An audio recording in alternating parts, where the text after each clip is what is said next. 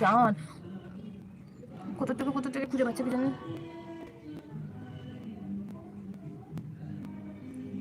Bachelor তো bachelor নিশ্চয়ই আমাকে দেখে বোঝাই যাচ্ছে আমি কোনো একটা ঘরের ভালো ভদ্র মেয়ে।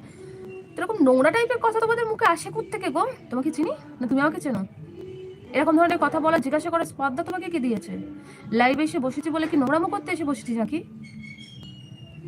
সিম্পল সুন্দরভাবে এসে বসেছি যাতে তুমি, তোমার বাবা, আমার মা সবাই আমাকে লাইভে দেখেও যেন মুখটা এমনভাবে সরে নিতে দ্বিধাবোধ মনে না করে যে না একটা ভদ্র মেয়ে এসছে। অনেকে আছে লাইভে পা বের করে হাত বের করে যায়, তাদের কাছে গিয়ে জিজ্ঞাসা করো কম্বলের মধ্যে ঢুকে। আমার লাইফে না, আমার লাইফে আসলে বললে কিন্তু অবশ্যই শুনবে।